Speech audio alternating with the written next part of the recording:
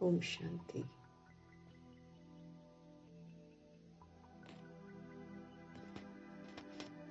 हम निराकार आत्माएं इस समय जीव आत्माएं हैं, लेकिन जीव आत्मा रहते हुए निराकार परमपिता परमात्मा से निराकारी स्थिति में स्थित होकर मुरली सुने पढ़ेंगे और यही संकल्प करेंगे कि प्रभु जैसे समझा रहे हैं वैसे ही हम समझें और प्रभु जैसे चाहते हैं वैसे ही हम उनके फरमानों पर चलें। साथ साथ प्रभु के ये महावाक्य विश्व की सभी आत्माओं के लिए अर्पण है। जो भी आत्माएं अभी परमात्मा से बेमुख हैं, जो भी आत्माएं अभी अज्ञानता में हैं, उन सभी आत्माओं की बुद्धि पर प्रभु के ये महावाक्य दस्तक दे। उन आत्माओं को भी अपनी खोई हुई स्मृतियां जो हैं वो वापस आए, क्योंकि हर आत्मा को सतुगुणी तो बनना ही है। सतयुगी तो सब नहीं बनेंगे, लेकिन सतुगुणी तो हर आत्मा बनेगी। इसलिए हर आत्मा के लिए प्रभु की ये मुरली अर्पण है। प्रभु की मुरली में जादू है। ये जादूगरी जो है उन आत्माओं के दिमाग तक, बुद्धि तक पहुंचे और वो आत्माएं भी जाग जाए। वो आत्माएं भी काम, क्रोध, लोभ, मोह, अहंकार के जंजालों से बाहर निकलें, दुखों से बाहर निकलें और हर आत्मा को अपने प्रभु की याद भी आए, अपने घर की भी याद आए। उन्हें इस दुनिया से वैराग आ जाए और सब वापस घर चलने को तैयार हो जाएं। इन्हीं दुआओं से प्रभु की ये मुरली समर्पित करते हुए, प्रभु की छत्र छाया में रहते हुए प्रभु के महावाक्य पढ़ते हैं।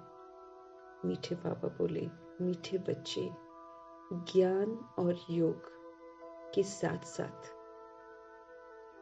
सबसे इम्पोर्टेंट तुम्हारी चलन भी बहुत अच्छी चाहिए। समझ तो हम आत्माओं को मिल ही रही है और प्रभु से यथाशक्ति, यथा समझ से हम योग भी लगा रहे हैं, लेकिन प्रभु हमें समझ देते हैं कि इन सब के साथ सबसे महत्वपूर्ण धारणा है। पहला विषय ज्ञान हो गया, समझ मिलती है तो प्रभु से हमारा संबंध जुड़ता है। जब संबंध जुड़ता है पावर हाउस से तो हमें शक्ति आती है। शक्ति प्रभु देते हैं ताकि हम पुनः अपने आप को स्व परिवर्तन करें। तो उसके लिए धारणा बहुत अहम रोल प्ले करती है। तो ये धारणा का विषय जो है वो बहुत महत्वपूर्ण है। इसलिए प्रभु ध्यान खिंचवा रहे हैं कि ज्ञान और योग के साथ साथ तुम्हारी चलन भी बहुत अच्छी चाहिए। कोई भी भूत अंदर न हो, क्योंकि तुम हो भूतों को निकालने वाले। हम आत्माओं को प्रभु आप समान बनाते हैं, तो जैसे वो हम आत्माओं को समझ देते हैं कि हमारे दुखों का कारण, हमारी अशांति का कारण, हमारी गिरावट का कारण हमारा देह का अभिमान है और देह अभिमान से उत्पन्न हुए ये भिन्न भिन्न तरह के विकार जो बड़े 5 हैं और फिर उनके बाल बच्चे तो अनेक हैं और अति सूक्ष्म हैं।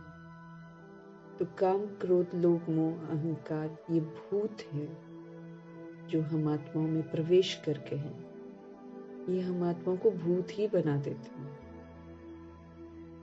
कोई भी विकार के वशीभूत जब आत्मा होती है, उस वक्त उसकी तस्वीर अगर खींच लो, तो जो अंदर की स्थिति होती है वो बाहर नजर आती है और फिर जब वो बाहर नजर आती है तो फिर वो जो है ना भूत लगते हैं, क्योंकि आत्मा अपने स्वधर्म के बिल्कुल विपरीत जाकर वो कर्म करती है तो वो भूत बन जाती है।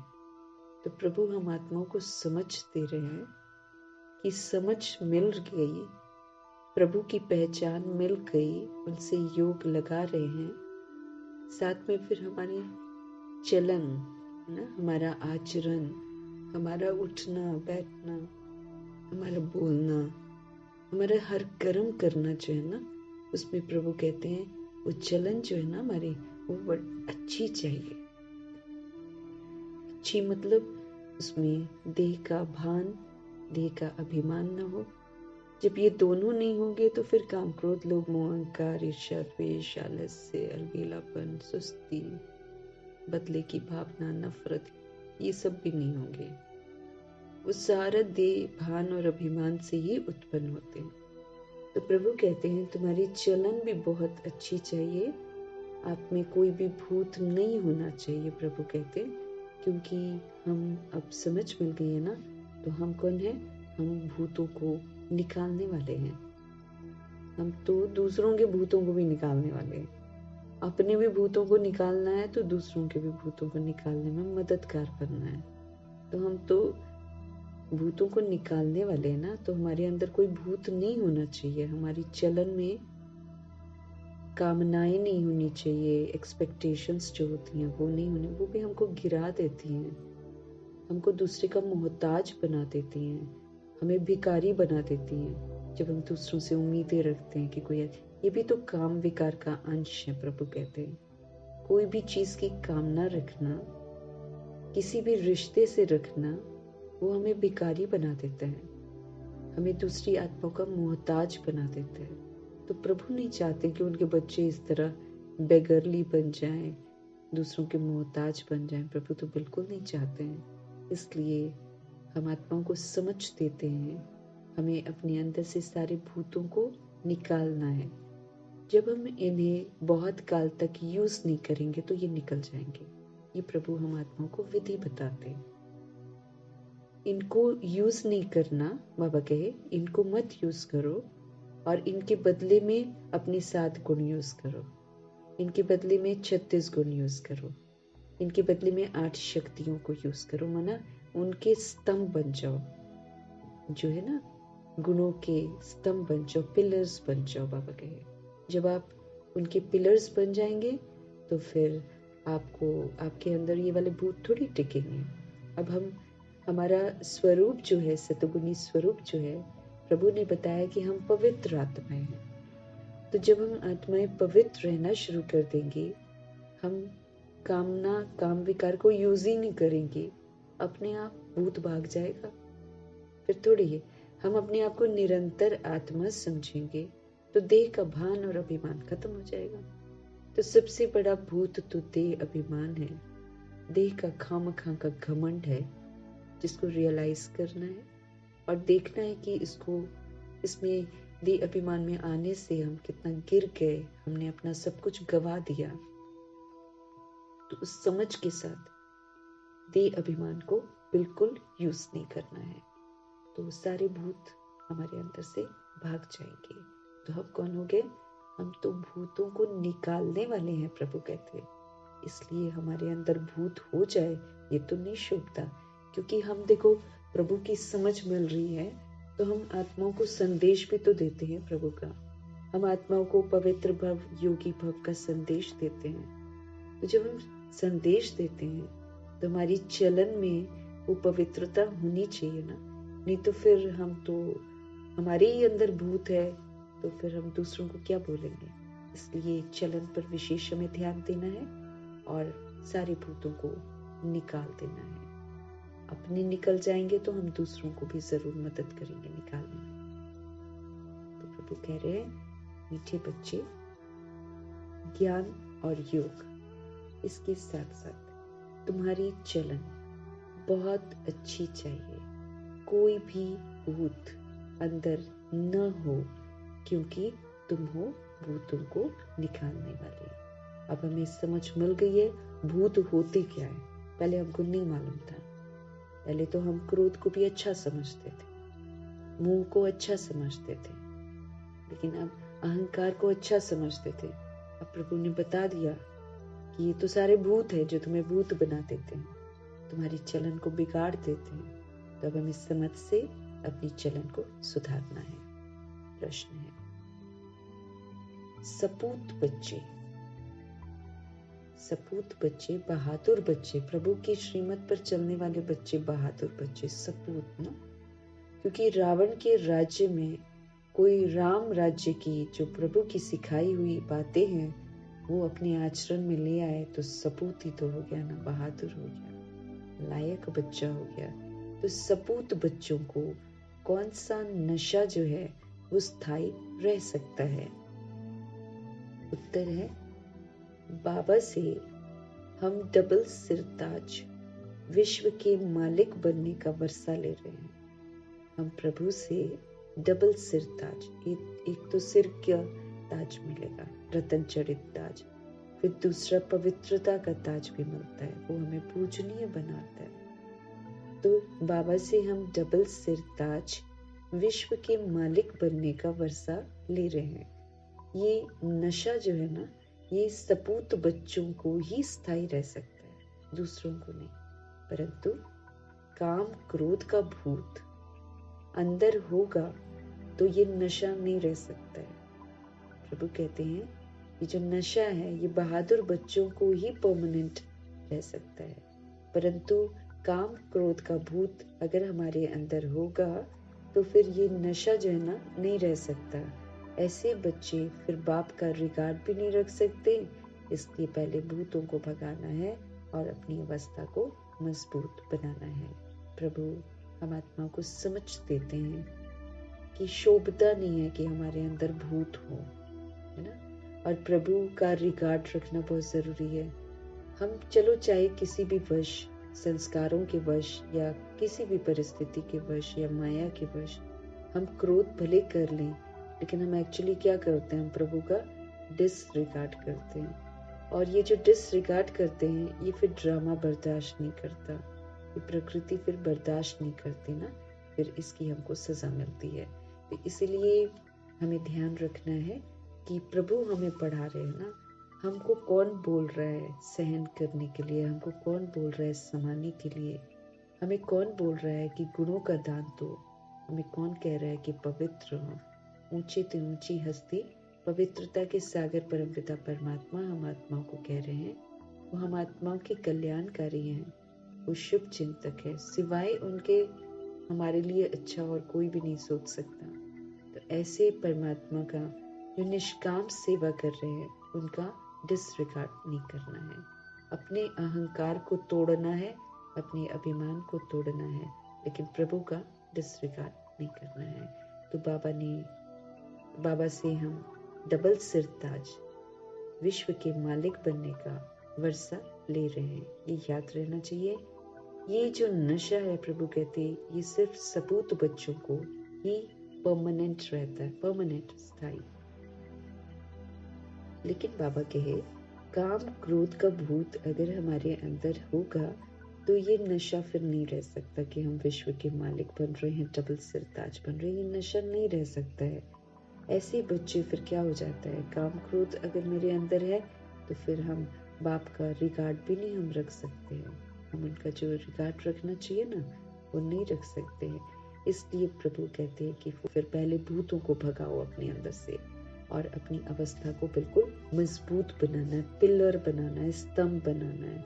क्योंकि हिलाने वाले और विचलित करने वाली बातें, परिस्थितियां, व्यक्ति, ऑपोजिशन ये तो होगा क्योंकि रावण का राज्य है ना, हम रावण के राज्य में अच्छा बनने का प्रयास कर रहे हैं। तो फिर जो रावण की बदसूरती है, जो रावण की प्रॉपर्टी है, उसके जो वशीभूत होकर चल रहे हैं वो तो उसी को यूज करेंगे।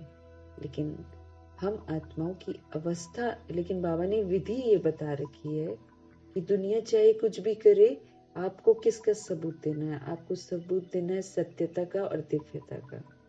तो वो तो हम उल्टा करके थोड़ी दे सकते हैं, हम पहले उल्टे थे लेकिन अब हमको सुलटा बनकर सबूत देना है। हम वो पुरानी आदतों को नहीं यूज कर सकते, पुरानी आदतों को यूज करके हम दूसरों को बुराइयों से छूटने में मदद नहीं कर सकते हैं। हमें तो दूसरों को बुराइयों से छूटने में मदद करवानी है ना, तो फिर हम पहले छूटे हुए होंगे तब तो हम दूसरों को भी छुड़वा सकते हैं। ये विधि है, यहाँ पर बुराइयों को अच्छाई से ठीक करना है, ये प्रभु की शिक्षाएं हैं। कितना मना, क्योंकि हम बुराई को बुराई से करेंगे तो मेरे अंदर से तो बुराई कभी खत्म ही नहीं होगी, और बुरी आत्मा फिर सत्युग में जा नहीं सकती है। बुरी आत्मा वापस सतोगुनी बनकर घर नहीं जा सकती है, तो नुकसान है ना।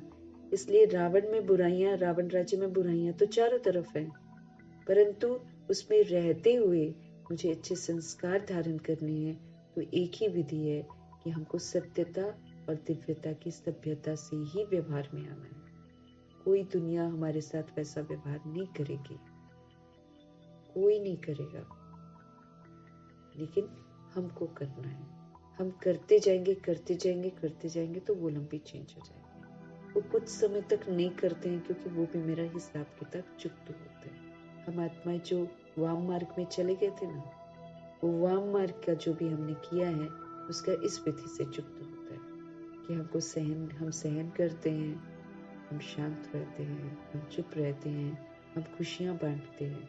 इस विधि से फिर हमारा सारा कुछ सही रहता है। और फिर प्रभु ये भी समझ देते हैं, आप जो देंगे वही आपको वापस मिलेगा, है ना। तो अगर हमको सुख चाहिए, शांति चाहिए, प्रेम चाहिए, इसी की तो चाहना रखती है आत्मा। तो अगर इन चीजों की चाहना हम रखते हैं, तो प्रभु कहते हैं ये आपके ही गुण हैं जो मर्ज हो गए हैं, इसको आप यूज करना शुरू कर दो तो ये इमर्ज हो जाएंगे। और किसी चीज को जब आप बहुत दिन तक यूज नहीं करेंगे तो वो मर्ज हो जाएंगे, है ना। जैसे ब्रह्मा बाप के कदम में यही बात तो बताते हैं ना, कि जब आप बिंदी लगा देते हो, स्टॉप लगा देते हो, कोई गाली दे रहा है, आपने बिंदी लगा दी, आप शांत रहे, आपने शुभ भावना शुभकामना रखी, आपने दुआएं दी, आपने समझा उसकी परिस्थिति को, उसकी स्थिति को कि इस समय बीमार है। तो फिर जब हम इस तरीके से समझ से बिंदी लगा देते हैं, रिएक्ट नहीं करते, रिजेक्ट नहीं करते, तो बाबा उसमें कैसे समझाते हैं कि हमारा जो पुराना तरीका है सोचने का, संकल्प रिएक्ट करने का, रिजेक्ट करने का, हमारी जो वाचा है पुराने तरीके की, है ना, हमारे जो संस्कार हैं वो सारे जो पुराने वाले ना वो खत्म हो जाएंगे। बस बिंदी लगाने की ताकत होनी चाहिए हमारे पास, समझ एकदम स्पष्ट होनी चाहिए कि एक सेकंड में कभी भी कोई विस्तार हो तो हम उसको बिंदी लगा दें। तो प्रभु की शिक्षाओं को बुद्धि में रखते हुए प्रभु कहते हैं भूतों को भगाओ। कोई दूसरा भूत बना हुआ है ना, प्रभु कहते तुम भूत मत बनो, तो फिर उससे मेरा भी भूत भाग जाएगा। और जब मैं बहुत दिन तक भूत को यूज नहीं करूंगी तो मेरे साथ रहने वालों का भूत भी भाग जाएगा, मेरे संबंध संपर्क में आने वाली आत्माओं का भी भूत भाग जाएगा। तो हमें सपूत बनना है, क्योंकि अहंकार को, अभिमान को तोड़ना पड़ता है, ऐसे नहीं टूटता, ये बार बार आ जाता है, इसलिए सपूत कहते हैं बाबा। वो सपूत बच्चे हैं जो अपने अहंकार को, दे अभिमान को तोड़ते हैं, विकारों को यूज नहीं करते हैं, क्योंकि उकसाई की दुनिया, उकसाएंगे संबंधी कि हम कुछ गड़बड़ करें, लेकिन हम ना करें, यही तो बहादुरी है। उल्टा हम उसके लिए अच्छा करें। कोई गाली दे, प्रभु कहते हैं आप शुभ भावना शुभकामना के हार पहनाओ उनको। तो सपूत बनना पड़ता है। सुनने में तो बड़ा सहज लगता है, लेकिन जब हम इसे अपने जीवन में धारण करते हैं तो फिर मेहनत तो जरूर लगती है। इसलिए समझते रहे कि सपूत बच्चे में कौन सा नशा स्थायी रह सकता है। यही कि हम डबल सिरताज विश्व का मालिक बनने का वर्षा प्रभु से ले रहे हैं। सपूत बच्चे ही ये वाले नशे में रह सकते, लेकिन अगर हमारे अंदर भूत है, प्रभु कहते फिर नहीं कर सकते। फिर हम जाने अनजाने में, न चाहते हुए भी प्रभु का डिसरिगार्ड कर देते हैं, जो कि हमें बहुत बड़ी सजाओं का भागीदार बना देता है। इसलिए भूतों को भगाना है। गीत है कौन आया मेरे मन के द्वारे, उसमें तो ये ना पायल की छनकार लिए, लेकिन ब्रह्मा जी ने इसे प्रभु के लिए समर्पित किया है कि हमारे मन के द्वार पर कौन आया सुबह सुबह, शिव पिता परमात्मा शांति। इसका अर्थ तो कोई समझ ना सके सिवाय तुम बच्चों के। सो भी प्रभु कहते हैं नंबरवार पुरुषार्थ के अनुसार। जितना हम पुरुषार्थ करते हैं ना, उतना हमको समझ आती है।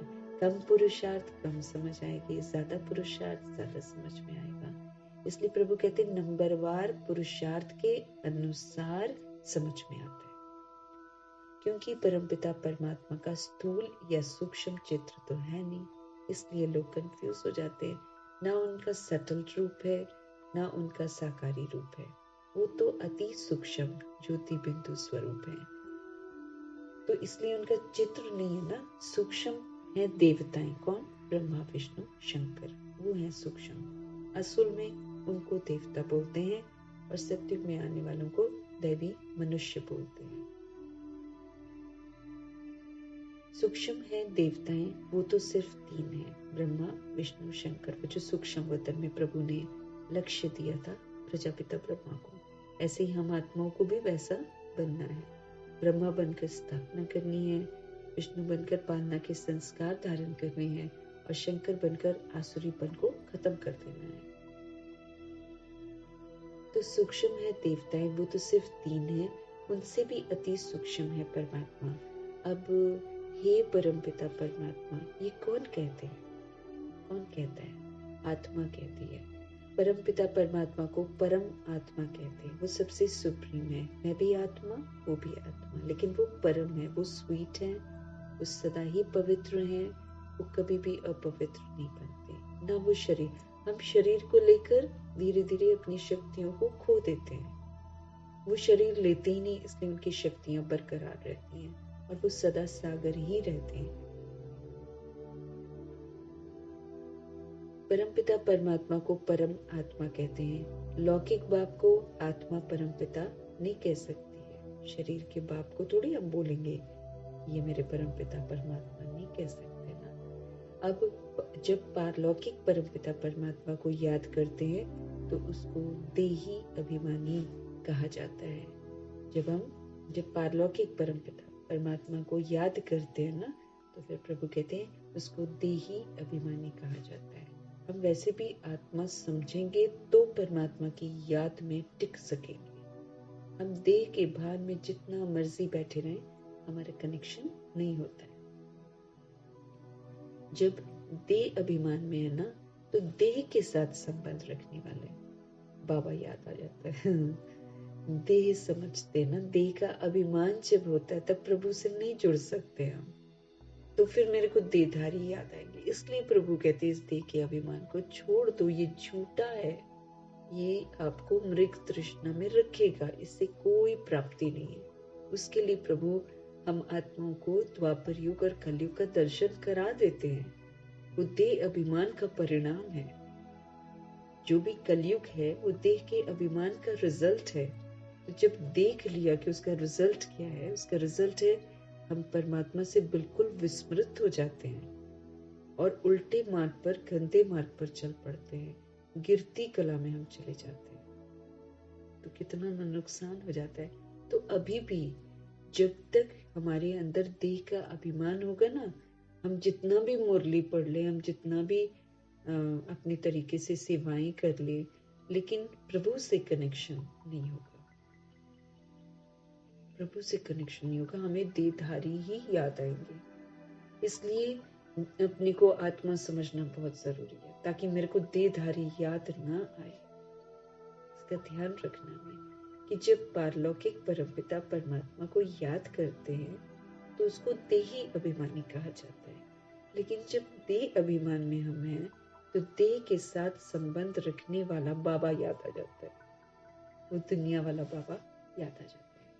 वो फिर है आत्मा के साथ संबंध रखने वाला बाबा, और वो अब आए हुए हैं। जो शुरू वाला है, जो आत्मा समझकर परमात्मा को हम याद करते हैं, वो आत्मा के साथ संबंध रखने वाला बाबा है, देह का नहीं है। वो अब आए हुए हैं। आत्मा बुद्धि से जानती है। आत्मा में बुद्धि है ना, हम आत्मा के अंदर ही बुद्धि है, अति सूक्ष्म। शरीर वाला जो ब्रेन बोलते हैं, वो तो शरीर के साथ खत्म हो जाता है। अगर वो वाकई कुछ हो तो वो चलता रहे ना तो दिल चलता है, ना तो दिमाग, वो शरीर का चलता है। वो तो एक इंस्ट्रूमेंट है जिसके थ्रू आत्मा पाठ बजाती है। बाकी जो बुद्धि है ना, असल में वो तो आत्मा के अंदर ही है। अति सूक्ष्म आत्मा के अंदर मन है, उसी के अंदर बुद्धि है, उसी के अंदर दिल है, उसी के अंदर चित्त है, उसी के अंदर संस्कार है, सभी उस सूक्ष्म के अंदर ही है, उसी के अंदर सारी रिकॉर्डिंग है। शरीर तो इंस्ट्रूमेंट है, उसका तो कुछ भी नहीं रह जाता। आत्मा निकली नहीं कि वो ढेर हो जाता है। आत्मा बुद्धि से वो कह देते ना हार्ट अटैक हो गया, ये हो गया, नहीं, आत्मा का रोल खत्म हो गया, आत्मा निकल गई। उसको फिर डिफरेंट तरीके से लोग बोल देते हैं। आत्मा बुद्धि से जानती है, आत्मा में बुद्धि है ना, तो परम पिता परमात्मा जरूर पारलौकिक पिता ठहरा। वो यहाँ का नहीं है, वो परलोक के रहने वाले हैं। उनको ईश्वर कहा जाता है। अब बाबा ने ये प्रश्नावली बनाई है, इस पर तुम बच्चों को समझाने में सहज होगा। जैसे फॉर्म भराया जाता है ना, वैसे प्रश्न भी पूछ सकते हो। जरूर जो पूछते हैं वो नॉलेज फुल है, तो जरूर टीचर ही ठहराना वो। आत्मा ही तो शरीर धारण करती है और ऑर्गन से समझती है और समझाती है। तो बच्चों को सहज कर समझाने के लिए सब कुछ चित्र वगैरह बाबा ने बनवाए हैं, क्वेश्चंस बनवाए हैं। प्रश्नावली होती थी ना, पहले 10-10 क्वेश्चंस होते थे जो बुद्धि को दस्तक देते हैं, क्योंकि पहले हम नहीं सोचते थे, लेकिन प्रभु ने प्रश्न ऐसे बनाए कि जिससे हमारे बुद्धि में भी दस्तक हुई, है ना। जैसे आत्मा का पाठ जब पक्का कराते हैं तो सबसे पहले यही तो बोलते हैं ना कि जो तुम मुख से बोलते रहते हो, मेरा नाम, मेरा घर, मेरा परिवार, तो वो यही पूछते हैं कि ये मेरा अंदर से बोल कौन रहा है। मेरा नाम ये है, कौन बोल रहा है ये दस्तक प्रभु ने आकर दी। उससे पहले तो हमको मालूम ही नहीं था, हम तो ऐसे ही बोलते थे ना, मेरा नाम ये है, ये मेरे फादर है, ये मेरे मदर है, ये मेरा घर है, ये मेरा वो है, ये मेरा सामान है, ऐसे ही तो बोलते थे। लेकिन प्रभु ने हम आत्मा को दस्तक दी मैं की पहेली की, कि ये कौन है जो बोल रहा है मेरा है। आप ये क्यों नहीं बोलते हो मैं शरीर, आप क्यों बोलते हो मेरा शरीर, कौन है ये मेरा बोलना। तब जाकर हमारी बुद्धि में दस्तक होती है, वाकई कौन है जो कह रहा है कि मेरे सिर में दर्द हो रहा है, कौन कह रहा है कि मेरे यहाँ दर्द हो रही है, वहां दर्द, कौन है। तो प्रभु ने दस्तक दी कि आत्मा जो है ना वो बोलती है। तो ये शरीर सिर्फ एक इंस्ट्रूमेंट है, तो आत्मा ही शरीर धारण करती है और ऑर्गन से समझाती है। तो बच्चों को सहज कर समझाने के लिए ये सब बनाया गया है। परंतु ज्ञान सुनाने वाले बच्चों की अवस्था भी तो अच्छी चाहिए ना। प्रभु कहते सत्य जब हम समझाते हैं किसी को, तो वो सत्य हमारे आचरण में होना चाहिए, तब उसका वजन आता है ना। ऐसे नहीं तो दूसरे को टच नहीं होता है। इसलिए तो प्रभु कहते ना, आप अपने आप को पहले आत्मा समझकर आत्मा बनकर रहो, वो रहने के संस्कार अपने अंदर धारण करो, तब तो आप औरों को बताओगे ना, तब तो औरों को भी टच होएगा। जब तक आप खुद ही नहीं समझते हो तो फिर कितना भी आप बोलो दूसरे को समझ में नहीं आएगा। कितना स्पष्ट करके कल समझा रहे थे कि जितना आप स्मृति स्वरूप रहेंगे उतना ही आप दूसरों को बना सकेंगे, नहीं तो बाकी कर्जा रह जाएगा हमारे सिर पर कि आप नहीं बने, इसलिए आपकी वजह से इतनी आत्माएं नहीं बन पाई। कर्जा। तो प्रभु कहते हैं बच्चों को सहज कर समझाने के लिए ना प्रश्नावली बनाई गई है, परंतु ज्ञान सुनाने वाले जो हैं वो बच्चों की अवस्था अच्छी चाहिए, बहुत अच्छी चाहिए। बल्कि इसमें ज्ञान बहुत अच्छा हो, योग भी अच्छा हो, लेकिन साथ साथ चलन भी तो अच्छी चाहिए ना। हम गड़बड़ चलन चले, हाँ, हम लोगों को बोले कि काम क्रोध लोभ मोह अहंकार भूत है, हाँ, और फिर उसका अंश और वंश हमारे आचरण में नजर आए, तो फिर वो तो डिससर्विस हो गई ना। तो फिर वही है कि उसमें लग जाता है हमको कौन सा ग्रहण, राहु का ग्रहण लग जाता है। जब हम समझते हैं लेकिन हम समझ कर भी उस समझ को यूज नहीं करते हैं, तो हमको राहु का ग्रहण लग जाता है। और जब हम समझते हैं, सब कुछ अच्छा अच्छा समझते हैं, लेकिन समय पर उस ज्ञान को यूज करते वक्त विस्मृत हो जाते हैं, तो मंगल का ग्रहण लग जाता है। राहु के ग्रहण में ये होता है कि जब दादी समझाते हैं ना, राहु के ग्रहण में ये हो जाता है कि हम जब श्रीमत पर नहीं चलते हैं ना, तो हमारे को देखकर बहुत सारी सोल्स जो है ना, ये बोलती हैं कि ये ज्ञान में चलते हैं क्या, ऐसे चलते हैं क्या ज्ञान में। तो राहु का ग्रहण लग जाता है, क्योंकि किसी ने बोला, उसकी जो बोल है वो सूक्ष्म वतन में पहुंच जाते हैं। प्रभु का नाम बदनाम होता है, वो वहां तक पहुंच जाते हैं। तो राहु का ग्रहण लग जाता है। लेकिन मंगल का ग्रहण सब समझते हैं, सब कुछ करते हैं, लेकिन क्या होता है कि जब इम्प्लीमेंट करना होता है ना, तब विस्मृत हो जाते हैं। तो मंगल का ग्रहण लग जाता है। तो प्रभु समझते रहे कि जब हम सुनाते हैं ना किसी को, तो हमारी अवस्था भी अच्छी चाहिए, हमारी जिंदगी में उस चीज की धारणा होनी चाहिए जो हम दूसरों को बोलते हैं। भल किसमें ज्ञान प्रभु कहते बहुत अच्छा हो, उसका योग भी अच्छा हो, लेकिन साथ साथ चलन भी हमारी अच्छी चाहिए। दैवी चलन उनकी होगी जिनमें काम, क्रोध, लोभ, मोह, अहंकार का भूत नहीं होगा। तो फिर हम दिव्यता को यूज करेंगे ना। जब हमारे अंदर कामनाएं नहीं होंगी, क्रोध नहीं होगा, लोभ, मोह, अहंकार नहीं होगा, तो फिर हम अपने स्वधर्म को यूज कर रहे होंगे ना। तो प्रभु कह रहे हैं कि दैवी चलन जो है, दिव्यता वाली चलन जो है, वो उनकी होगी जिनमें काम, क्रोध, लोभ, मोह, अहंकार के भूत नहीं होंगे। ये बड़े बड़े भूत हैं। ये काम, क्रोध, लोभ, मोह, अहंकार, ये बड़े भूत हैं। अभी तो इनके बाल बच्चे बहुत सारे। तुम बच्चों में कोई भी भूत नहीं होना चाहिए। समझते रहे प्रभु कि हमारे अंदर कोई भी भूत नहीं होना चाहिए। स्मृति दिला रहे हैं,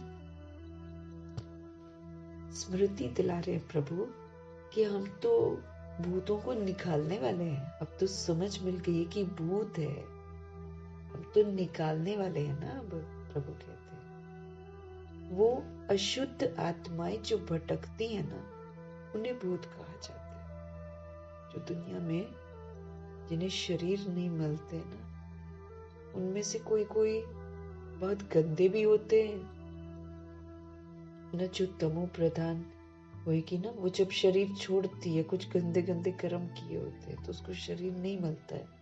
जो फांसी लगाते हैं उनको शरीर नहीं मिलता, उनकी रूहें भटकती हैं, क्योंकि उसने शरीर को खत्म किया ना, तो उसको शरीर जल्दी नहीं मिलता। फिर बाबा कहे कि ये जो भूत प्रेत आत्मा है ना, इनमें से कोई कोई लोग तो इनको यूज करते हैं किसी को ठीक करने के लिए, और उनमें कोई कोई इनको यूज करते हैं किसी का बुरा करने के लिए।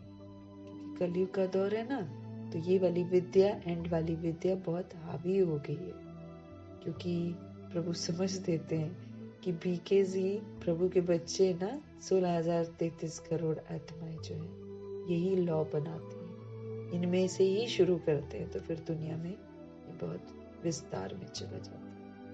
तो अभी जो एंड का है ना, कलयुगी लॉ जिसने बना रखे हैं, तो कलयुग का लॉ आजकल रिद्धि सिद्धि भूत प्रेत आत्माओं का है, तांत्रिक विद्या है। तांत्रिक विद्या मना ऐसी विद्या है जिससे वो कहते हैं ना कि जब उसकी वो होती है ना, लाश जल रही होती है ना, उस वक्त उसको कब्जे में करती है। जो तांत्रिक विद्या वाली होती है ना, वो सोल जो होती है वही बैठी होती है ना, उस वक्त उसको अपने कब्जे में करते हैं। पता नहीं कैसे करते होंगे, अपनी जो रिद्धि सिद्धि विद्या होगी उससे करते होंगे। फिर अपने कब्जे में करके ना, फिर वो तो अलौकिक शरीर में होती है ना, मना वो अलौकिक नहीं, आकारी शरीर में होती हैं। अभी उनका शरीर रहता है ना 13 दिन तो रहता है, 13 दिन के बाद फिर वो दूसरे में चली जाती है ना, तो वो आकारी शरीर में होती हैं। उसका शरीर जल रहा होता है, उस वक्त उसको कब्जे में कर लेते हैं।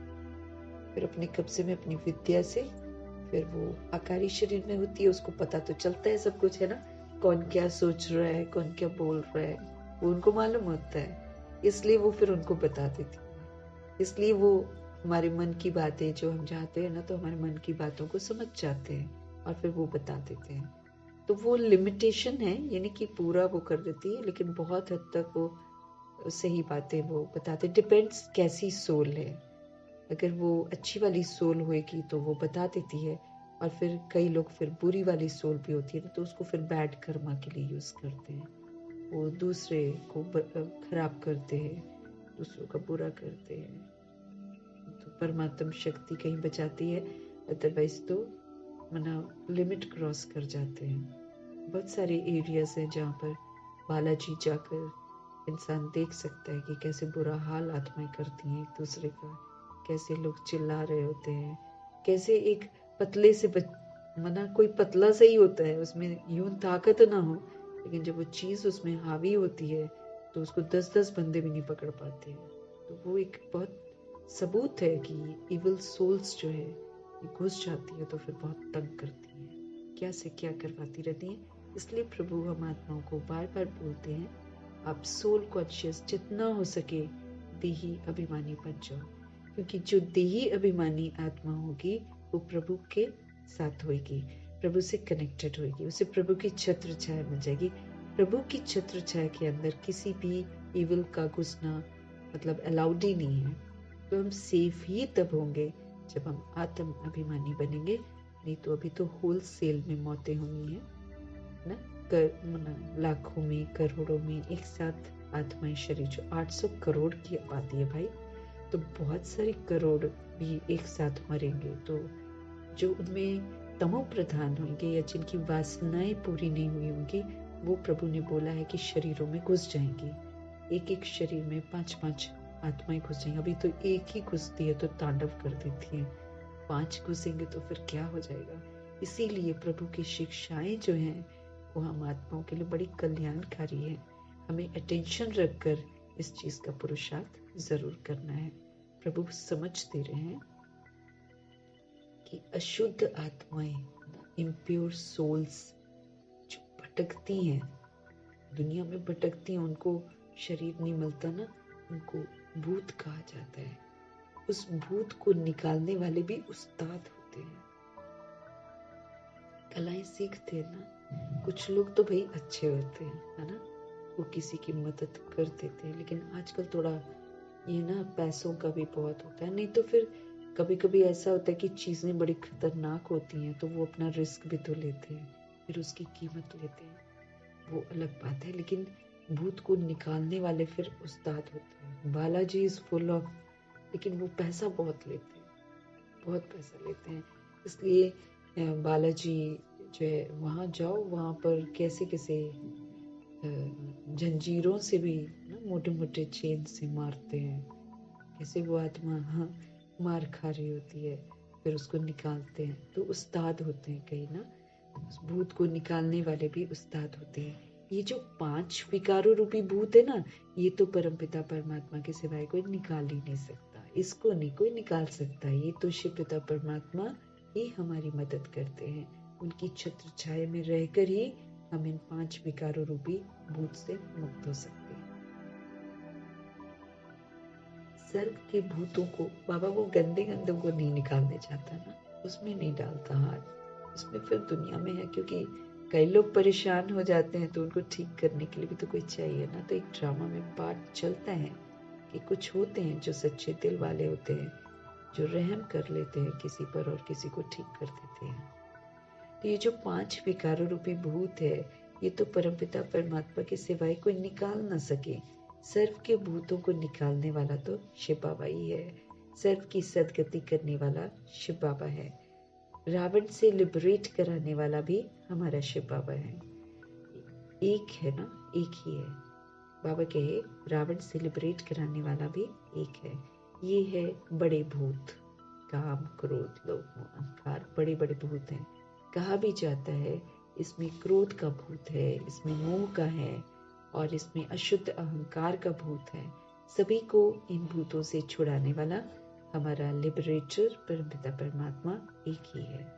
वो ही आकर हम आत्माओं को जेल से निकालते हैं ना, भूतों की जेल से निकालते हैं। तुम जानते हो इस समय सबसे पावरफुल ये क्रिश्चियन लोग हैं। प्रभु के बहुत है ना, क्रिश्चियंस बहुत हैं। अभी तो कैथोलिक हो गए, प्रोटेस्टेंट हो गए, ये तो बट गए ना, कैथोलिक, प्रोटेस्टेंट और कन्वर्टेड बट गए। अगर ये तीनों मिल जाए तो मीठे परमात्मा बोलते हैं कि इस समय सबसे पावरफुल क्रिश्चियंस हैं। उनकी अंग्रेजी भाषा के अक्षर भी बहुत अच्छे हैं और उनमें ना एक चीज भी बड़ी मना वो मिलकर, जैसे अगर कैथोलिक्स है तो कैथोलिक्स पूरा ग्रुप ना एक दूसरे की बड़ी मदद करता है, प्रोटेस्टेंट अपना करता है, कन्वर्टेड जो क्रिश्चियंस हैं इनका जो ग्रुप बनता है ना, इसमें तो भाई किसी के घर कोई प्रॉब्लम हो जाए सबकी बड़ी मदद करते हैं। ये इनमें ये चीज बहुत होती है और एक ही को एक साथ प्रेयर करते हैं और खाने के पहले प्रेयर, कोई भी चीज करने के पहले प्रेयर ये लोग बहुत करते हैं, एक साथ करते हैं। और फिर इनमें ये कि प्रभु हमको सिखाते विश्व की करोड़ों की आबादी के लिए आप अच्छा सोचो, है ना। क्रिश्चियंस लोग अपने वाले ग्रुप के लिए बहुत करते हैं प्रेयर, उसका ठीक हो जाए, उसका ये ठीक हो जाए, उसका वो ठीक हो जाए। तो पावरफुल ये क्रिश्चियन लोग हैं। उनकी अंग्रेजी भाषा के अक्षर भी बहुत अच्छे हैं। जो राजाएं होते हैं ना अपनी भाषा चलाते हैं, देवताओं की भाषा कोई जानता ही नहीं है। हमारी बच्चियां आगे सब कुछ आकर बतलाती थी, छोटे छोटे सोल्स जो है बॉडी में, वो आत्माएं जाया करती थी ना, वो वतन में जाती थी, फिर आकर बतलाती थी कि देवताएं जो हैं कैसे भाषा ना, उनकी भाषा कैसी होती है। 2-4 दिन ध्यान में रहती थी। बताओ, कराची में 2-4 दिन नो खाना पीना, ध्यान में ही रहती थी, सब देखती थी ऊपर वतन कैसा है, क्या है, फिर सत्युग की दुनिया कैसी है, ये भी पाठ चला था शुरू शुरू में। प्रभु क्या बोल रहे हैं, हाँ 2-4 दिन ध्यान में ही रहती थी। अब कोई बुद्धिमान संदेशी हो जो वहां की भाषा देखकर सुनाए, अब कोई बुद्धिमान संदेशी हो माना जिसका लिंक जो है ना प्रभु से बड़ा क्लियर हो, वो सुना सकती, वो सुन सकती है और माना देख सकती है और फिर आकर बता सकती। उन दिनों तो कराची में तो करते थे, ऐसे सुनाती थी, ऊपर से संदेश लेकर आती थी तो ब्रह्मा बाप को भी बताती थी, मम्मा को भी बताती थी कि ऐसे ऐसे वहां पर रहते हैं, ऐसी ऐसी भाषा बोलते हैं। तुम बच्चे सबको भारत, क्योंकि शुरू में ज्ञान तो था नहीं तो प्रभु साक्षात्कार कराते थे। तुम बच्चे सबको भारत की कहानी सुनाओ। भारत सतो प्रधान था, वो तो बोल देते ना सोने की चिड़िया था, लेकिन प्रभु से हमको समझ मिलती है कि सोने की चिड़िया वो कब था और कैसे था। तो प्रभु कहते हैं तुम बच्चे सबको भारत की कहानी सुनाओ। भारत सतो प्रधान था, अभी तमो प्रधान हो गया, पूज्य से पुजारी बना है वो। भारत तमो प्रधान, भारत सतो प्रधान था, अभी तमो प्रधान बन गया, पूज्य से पुजारी बना है। भारत में देवताओं के चित्र बहुत है, अंधश्रद्धा से पूजते, जानते किसी को भी नहीं है लेकिन पूजते हैं अंधश्रद्धा से।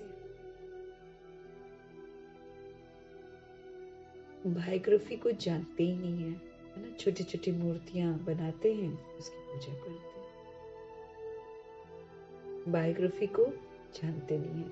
हम सब एक्टर हैं तो ड्रामा के डायरेक्टर आदि का मालूम होना चाहिए ना। अगर हम आत्मा रूपी एक्टर्स हैं इस ड्रामा के, तो फिर हमको जानना तो चाहिए कि ड्रामा का डायरेक्टर कौन है, आदि का मालूम होना चाहिए। इसलिए प्रश्नावली प्रभु कहते बनाइए, प्रश्न प्रभु ने ही युक्ति बताई है।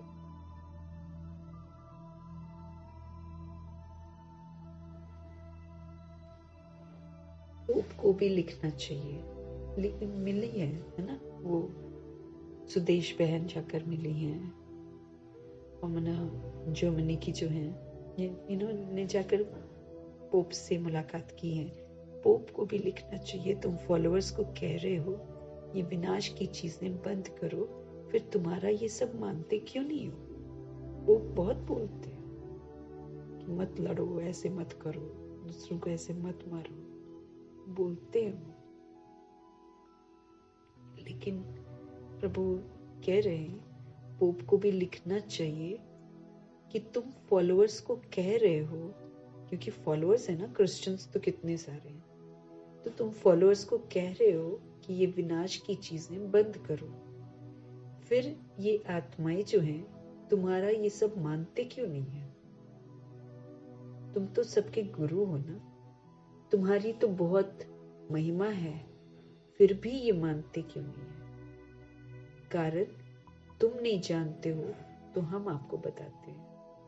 प्रभु कह रहे हैं ऐसे उनको जाकर समझाओ, ये कोई तुम्हारी मत पर नहीं है, ये ईश्वरीय मत पर बना रहे हैं। स्वर्ग की स्थापना एडम ईव के द्वारा हो रही है, उनको जाकर बताना है।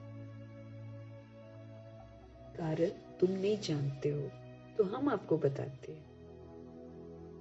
उनको बताना है कि ये कोई तुम्हारी मत पर नहीं है। जो भी हम आपको बताते हैं ना, ये हम कोई तुम्हारी मत पर नहीं बता रहे हैं, ये ईश्वरीय मत पर बना रहे हैं। स्वर्ग की स्थापना जो है एडम ईव द्वारा हो रही है। नॉलेजफुल गॉड है, वो है गुप्त। एडम और ईव आते हैं ना, बाइबल में आते हैं। एडम और ईव जो है फॉरबिडन फ्रूट खा लेते हैं तो श्रापित हो जाते हैं। वैसे उनको दिखाया हुआ पिक्चर में फॉरबिडन फ्रूट मना, वो तो दिखा देते हैं, फल और सैटन दिखाते हैं। वैसे उनकी तस्वीर जब दिखाते हैं तो वो दोनों अपने मुख को ढक लेते हैं। शर्म जैसे आती है ना, वैसे शर्म आती है उनको, क्योंकि वो अपने स्वधर्म से विस्मृत हो जाते हैं, शरीर के प्रति आकर्षित हो जाते हैं। ऐसा दिखाते हैं तो ना बाइबल में। लेकिन बाबा बताते कि धीरे धीरे बिगड़ते हैं। शुरू में ही आकर शरीर नहीं देखते हैं, लेकिन पहले आंखों को देखते हैं, फिर धीरे धीरे गंदे बनते हैं। शुरू में नहीं बनते, शुरू में मंत्रा होता है, मंत्रा से सब कुछ करते हैं और आंखों को देखते हैं, चेहरे को देखते हैं, उसको अच्छा समझना शुरू कर देते हैं, फिर धीरे धीरे कलयुग में आकर खराब हो जाते हैं।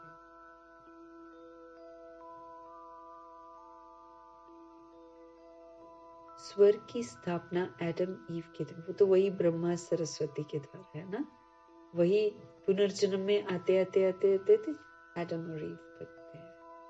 प्रभु समझते कि स्वर्ग की स्थापना उनको बताना ना, पोप को बताना, क्योंकि वो लोग एडम और ईव को समझते हैं ना, जिंदगी की शुरुआत वहां से हुई है, ऐसा वो समझते हैं। इसलिए उनको बताना है कि स्वर्ग की स्थापना जो है ना एडम ईव के द्वारा हो रही है। नॉलेजफुल परमपिता परमात्मा है, वो गुप्त है, तो जरूर उनकी जो सेना है उनकी मत पर चलने वाली होगी ना, तो ऐसे समझाना चाहिए। प्रभु कहते हैं कि प्रभु तो गुप्त है, जरूर उनकी जो सेना होगी उनकी मत पर चलने वाली होगी ना, ऐसे समझाना चाहिए। परंतु बच्चे, बाबा कहते हैं, इतना विशाल बुद्धि नहीं है, इसलिए स्क्रू को टाइट करना पड़ता है ना। बाबा के समझाते नहीं है ना, फिर बाबा स्क्रू को टाइट करते हैं। जैसे इंजन जो है ना ठंडी होती है तो उसे तेज करने के लिए कोयले डालते हैं, ये भी ज्ञान के कोयले हैं। परमपिता परमात्मा सबसे बड़ा है, सब उनको सलाम करने आएंगे ही आएंगे, अभी भले न सुने, लेकिन हमारे प्रभु परमपिता परमात्मा को सब सलाम जरूर करेंगे। पोप को भी सब पावरफुल समझते हैं, पोप को जितना मान देते हैं उतना और किसी को नहीं देते हैं क्रिश्चियंस। बाप को जानते नहीं है, वो तो है गुप्त, उनको सिर्फ बच्चे ही जानते हैं और मर्तबा देते हैं। हम आत्माएं ही प्रभु को नंबरवार पहचानते हैं, जानते हैं, उनकी बात मानते हैं और फिर मर्तबा प्राप्त करते हैं। परंतु माया ऐसी है जो बच्चों को भी ऐसे बाप का रिकॉर्ड रखने नहीं देती है। ये जो हमारी कमी कमजोरियां है ना, वो इतनी हावी हो जाती हैं कि प्रभु भी समझते हैं कि जो माया रूपी कमी कमजोरियां हैं ये ऐसी हैं जो बच्चों को भी ऐसे बाप का रिकॉर्ड रखने नहीं देती। जो इतना बाबा ऊंचे ते ऊंचा है ना, उनका रिकॉर्ड रखने नहीं देती। चाहे हम कैसे भी गलतियां करते हो, लेकिन हमारा लिस्ट में नाम वहीं आ जाएगा कि बाबा का डिसरिगार्ड करते हैं। तो बाप का रिकॉर्ड रखने नहीं देती हैं। बाबा विश्व का मालिक बनाते हैं तो ये नशा बाहर निकलने से खत्म हो जाता है। प्रभु की मुरली सुनते हैं, अच्छा लगता है, बाहर निकलते हैं, खत्म हो जाता है। हम बाबा से डबल सिरताज का वर्षा क्यों नहीं लेंगे? ये है सपूत बच्चों का नशा। जो सपूत होते हैं वो जरूर कहते हैं कि हम प्रभु से ये डबल सिरताज का वर्षा लेकर छोड़ेंगे। परंतु बहुत बच्चे ऐसे हैं जिन्हें काम क्रोध लोभ का भूत आ जाता है। बाबा मुरली चलाते हैं तो अंदर आता है कि अभी तक हमारे में काम का हल्का नशा है। प्रभु जब मुरली चलाते हैं ना, जब आत्माएं सुनती है ना, तो उनके अंदर में आता है कि अरे अभी भी मेरे अंदर काम का हल्का नशा है, काम विकार का, क्रोध का, लोभ का लगता है अंदर ना। आत्मा झूठ तो नहीं बोल सकती है। प्रभु की मुरली सच्ची सच्ची मुरली है। तो फिर जब हम पढ़ते हैं तो फिर समझते हैं कि ये चीज तो मेरे अंदर अभी भी है। अगर एक तरफ मजबूत है तो कुछ हो नहीं सकता। कहाँ स्त्री मजबूत रहती है, कहाँ पुरुष, है ना। घर घर की जो बात है, कहीं पर तो फीमेल शरीर में जो आत्मा है वो मजबूत रहती है कि हाँ हमको पवित्र रहना है, और कहीं पर पुरुष होते हैं। बाबा के पास सब किस्म के समाचार आते हैं। कोई सच्ची दिल से प्रभु को लिखते हैं, अंदर बाहर हम प्रभु के बने हैं तो अंदर बाहर बड़ी सफाई चाहिए। कोई बाहर के सच्चे, अंदर के झूठे हैं। तूफान बहुतों को आता है, अंदर बाहर हमको बिल्कुल प्रभु से सच्चा होना है। तो प्रभु बोलते हैं कि कोई तो सच्ची दिल से प्रभु को लिख देते हैं। अंदर बाहर प्रभु को लिखने के लिए बड़ी सफाई चाहिए, उनसे झूठ नहीं बोलना है। लेकिन बाबा जानते हैं कि कोई बाहर के सच्चे होते हैं और वो उनको निराकार समझ लेते हैं, सोचते हैं उनको पता नहीं चलेगा, इसलिए अंदर से वो झूठे भी होते हैं। बाकी बाबा ये स्पष्ट कर देते हैं कि तूफान तो बहुतों को आते हैं, ऐसी बात नहीं है। काम विकार के तूफान प्रभु कहते बहुतों को आते हैं। लिखते हैं बाबा आज मेरे को काम का तूफान आया परंतु मैं बच गया कहते होंगे, है ना। अगर नहीं लिखते तो एक दंड, दूसरा आदत बढ़ती जाएगी। अगर हम प्रभु को आता है, प्रभु कहते हैं अगर संकल्प आता है ना, इमीडिएटली बाबा को बताना कि प्रभु कहते हैं अगर वो नहीं लिखते हैं, प्रभु को नहीं बताते हैं तो दंड तो मिलता ही मिलता है। दूसरा फिर वो आदत जो है ना वो बढ़ती चली जाएगी, वो बैड वाले संकल्प आते रहेंगे, आखिर गिर पड़ेंगे। आते आते आते आते फिर पक्के हो जाएंगे, फिर गिर पड़ेंगे। बाबा की बच्चों में उम्मीदें तो रहती है ना, थोड़ी ग्रहचारी होती है तो वो उतर जाती है। कई है जो आज अच्छे चल रहे हैं, कल बेहोश हो जाते हैं, समझ से बेहोश हो जाते हैं, मूर्छित हो जाते हैं। वह गला जो है घुट जाता है, क्योंकि जब हम गंदा कर्म कर लेंगे तो हम मुरली नहीं पढ़ सकते हैं, बोल ही नहीं सकते किसी को ना हम कुछ भी। ये तो ज्ञान मार्ग इतना सच्चा मार्ग है कि हम अंदर गड़बड़ हैं तो हम इसमें कुछ मना हम सामने दिख जाएगा, गला ही घुट जाएगा बाबा के, मूर्छित हो जाते हैं। जरूर कोई अवज्ञा करते हैं, तब ऐसा होता है। प्रभु कहते हैं हर बात में हमें सच्चा रहना चाहिए, तभी हम सचखंड के मालिक बनेंगे। झूठ बोलेंगे तो बीमारी वृद्धि को पाते नुकसान कर देगी। हमें झूठ नहीं बोलना है, हम सचखंड में जा रहे हैं, हमें सच्चा होकर रहना। कैसे? सतुगुनी आत्मा, सतयुगी आत्मा, ये वाला पाठ बजाना है। नहीं तो फिर बाबा कहे सचखंड में नहीं जा सकते। झूठ बोलेंगे ना, अपने को शरीर ही समझते रहेंगे, देह के भान में समझते रहेंगे, देह के रिश्तों में फंसे रहेंगे, तो प्रभु कहते झूठ बोलेंगे ना तो बीमारी जो है ना ये बढ़ती चली जाएगी और नुकसान कर देगी। झूठ बोलेंगे तो बीमारी वृद्धि को पाते नुकसान कर देगी। बच्चों को बड़ी युक्ति से प्रश्नावली लिखनी चाहिए। परमपिता परमात्मा से तुम्हारा क्या संबंध है? जब पिता है तो सर्वव्यापी की तो बात ही नहीं है। वो सर्व का सद्गति दाता है, पतित पावन है, गीता का भगवान है, तो जरूर कभी आकर ज्ञान दिया होगा। अगर इतनी सारी महिमा अगर प्रभु की होती है, वो सद्गति दाता है, वो पतित पावन है, वो गीता का भगवान है, जब इतनी महिमा होती है तो डेफिनेटली उन्होंने ये वाला पाठ बजाया होगा, तब तो महिमा हो रही है। अगर ये बात है तो उनकी जीवन कहानी को जानते हो? नहीं जानते तो फिर वर्षा भी मिल ना सके।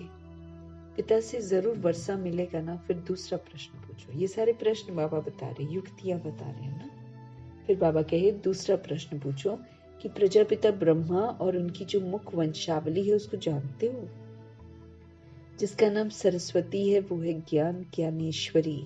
उनको उनको गॉडेस ऑफ नॉलेज कहते हैं। ये है जगत अम्बा, तो जरूर उनके बच्चे भी तो होंगे,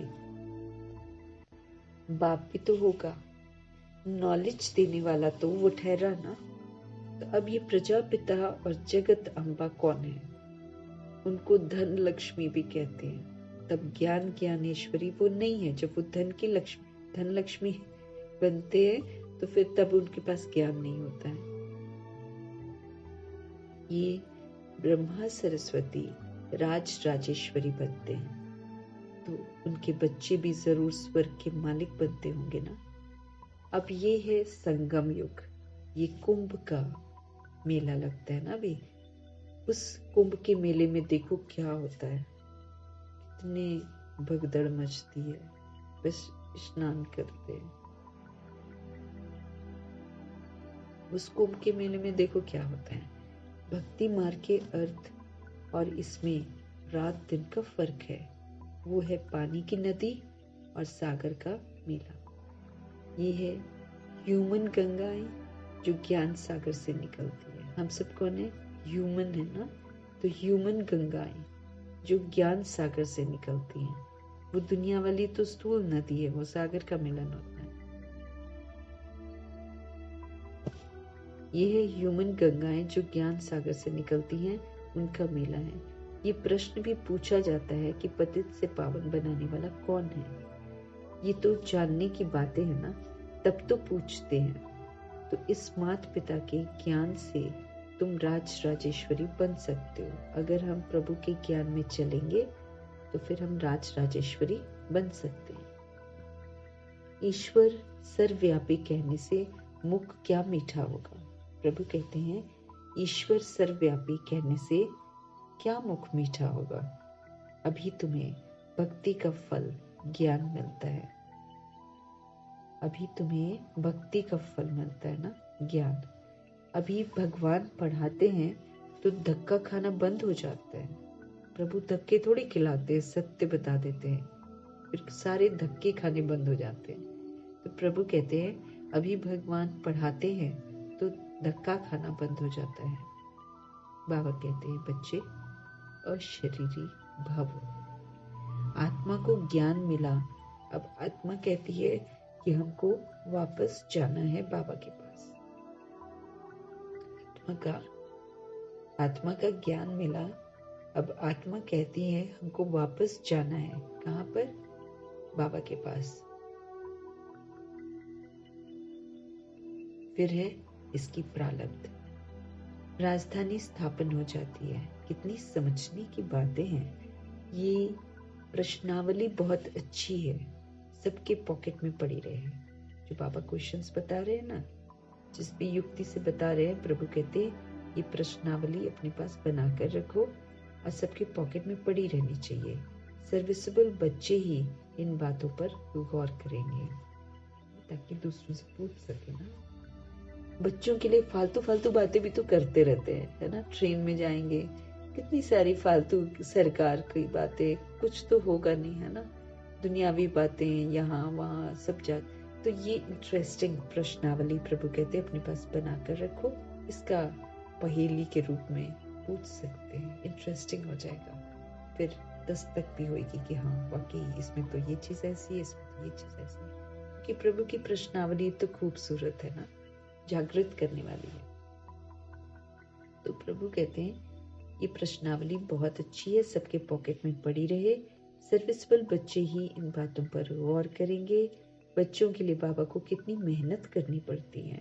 बाबा कहते हैं बच्चे अपना भविष्य ऊंच बनाओ, नहीं तो कल्प कल्प आपका मर्तबा कैसा हो जाएगा, कम हो जाएगा।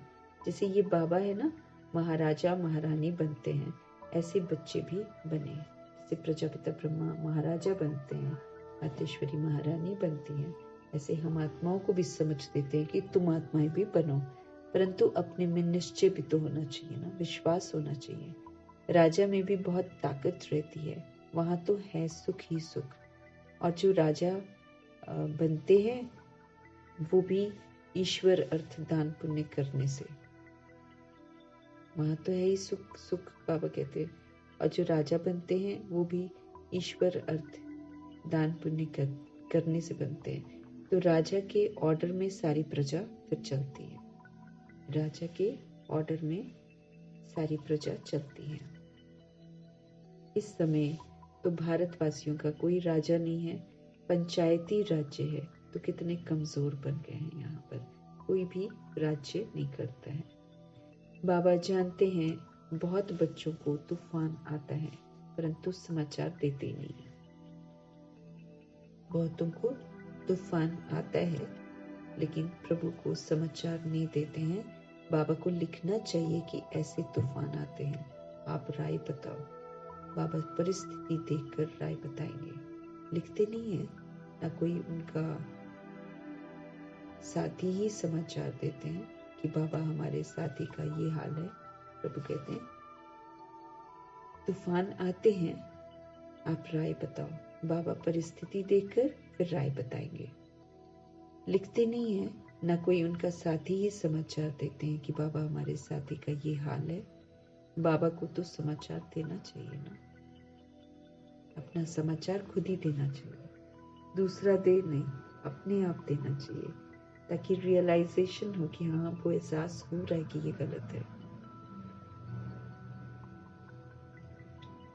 तो बाबा कहते हैं लिखते नहीं है, आत्माएं लिखती नहीं है। और ना ही कोई उनका साथी समाचार देता है कि वो ऐसे गिर के आ जाए कुछ। तो ना कोई उनका साथी ही समाचार देते हैं कि बाबा हमारे साथी का ये हाल है, आजकल गिर गया है।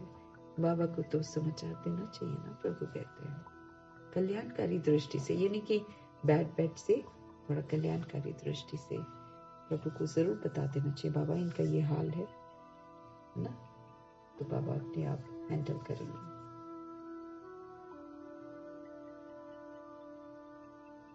मीठे मीठे सिकिलिदे बच्चों प्रति माता पिता बाप दादा का याद प्यार और गुड मॉर्निंग। रूहानी बाप की रूहानी बच्चों को नमस्ते। हम रूहानी बच्चों की भी रूहानी बाप को, जागती ज्योत को, हम आत्माओं को जागृत करने के लिए, भिन्न भिन्न युक्तियां बताने के लिए, ऊंच उठाने के लिए तहे दिल से धन्यवाद और प्यार भरी स्नेह भरी नमस्ते।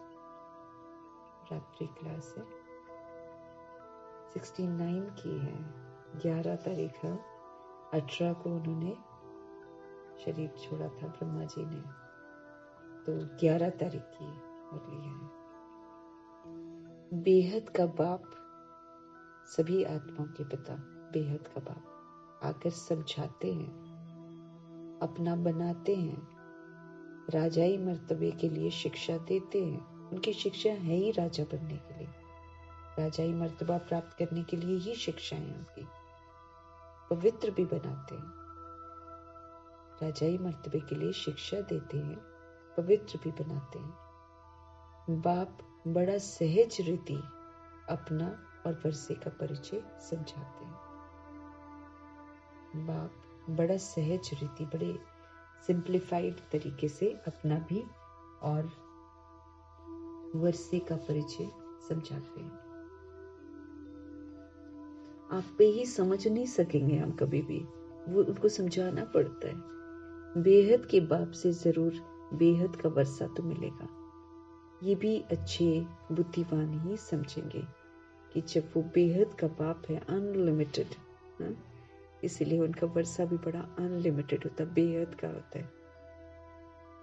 ये भी अच्छे बुद्धिमान ही समझेंगे बाप क्या वर्षा देते हैं। घर का, पढ़ाई का और स्वर्ग की बादशाही का वर्षा दे देते हैं। घर वापस जाना है ना, मुक्ति धाम, फिर जो ईश्वरीय पढ़ाई है उसका वर्षा देते हैं, फिर स्वर्ग की बादशाही का वर्षा देते हैं। जो पवित्र दैवी संप्रदाय बनते हैं ना, वही राजधानी में आते हैं।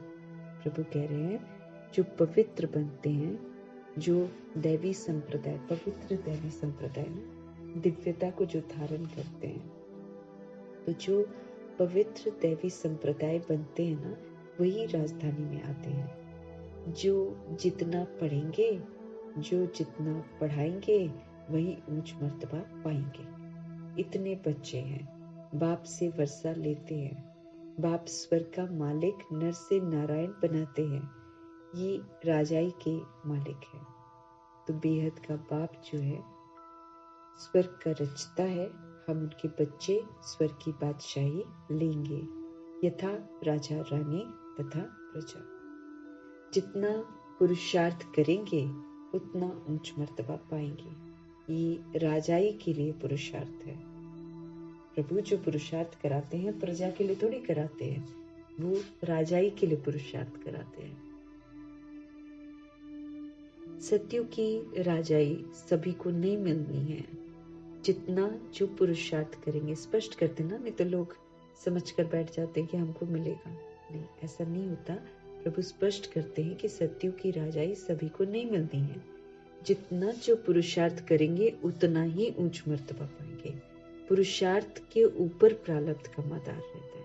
क्या हम कमा रहे हैं, कैसा सच्चा पुरुषार्थ कर रहे हैं, उसके अनुसार सब कुछ मिलता है। ये तो बच्चे जानते हैं कि जितना पुरुषार्थ करेंगे, पुरुषार्थ से ही बादशाही मिलती है। जितना पुरुषार्थ करेंगे, पुरुषार्थ से ही बादशाही मिलती है। अपने को आत्मा समझकर बाप को याद करेंगे तो तमो प्रधान से सतो प्रधान प्योर सोना बन जाएंगे। विधि ये, अपने को आत्मा समझकर, देह के भान, देह के अभिमान को हटाकर बाप को याद करेंगे तो हम तमो प्रधान से सतो प्रधान प्योर सोना बन जाएंगे। जब तक देह का भान बीच में है तब तक हम सतो प्रधान नहीं बन सकते। देह का भान हमें तमो प्रधान बनाता है। तो तमो प्रधान से सतो प्रधान प्योर सोना बन जाएंगे। राजाई भी मिलेगी। जैसे यहाँ कहते हैं ना, भारत के हम मालिक हैं, तो मालिक तो सभी बनेंगे, फिर मर्तबा क्या पाएंगे? पढ़ाई के बाद स्वर्ग में हमारा मर्तबा क्या रहेगा? तुम अभी संगम पर पढ़ते हो, सतयुग में आप राजाई करेंगे। बाप योग भी सिखाते हैं, पढ़ाते भी है ना। योग भी तो प्रभु सिखलाते, नहीं तो पहले कहाँ मालूम था। अब प्रभु स्पष्ट करते हैं कि आत्मा समझकर कार्य करो। आत्मा समझो, प्रभु कहते हैं। आत्मा हम नहीं समझते ना तो गड़बड़ हमको होती है। हर चीज को जो है आत्मिक स्थिति में हम करेंगे। तो पढ़ाई के बाद बाबा कहते स्वर्ग में हमारा मर्तबा क्या होगा? तुम अभी संगम पर पढ़ते हो, सतयुग में आप राजाई करेंगे। बाप योग भी सिखलाते हैं, बाबा पढ़ाते भी हैं, है ना। योग नहीं तो नहीं मालूम था, हम तो यूं ही बैठते, म्यूजिक चला लिया, लाइट ऑन कर ली और हम योग कर रहे हैं। लेकिन प्रभु आकर समझाते हैं कि योग करते कैसे हैं। अपनी को आत्मा समझकर प्रभु को याद करते, तब जाकर मेरा कनेक्शन जुड़ता है। इसलिए बाबा कहते हैं कि 1 सेकंड का भी योग नहीं है। लोग दावा करते हैं कि 8-8 घंटे का है ना। तो देह का भान नहीं होना चाहिए। तो प्रभु कहते हैं कि योग भी प्रभु सिखाते हैं, पढ़ाते भी वही हैं। तुम समझते हो, हम राजयोग सीखते हैं। बाप की याद से पावन भी बनते हैं। फिर हमारा पुनर्जन्म रावण राज्य में नहीं, राम राज्य में होगा।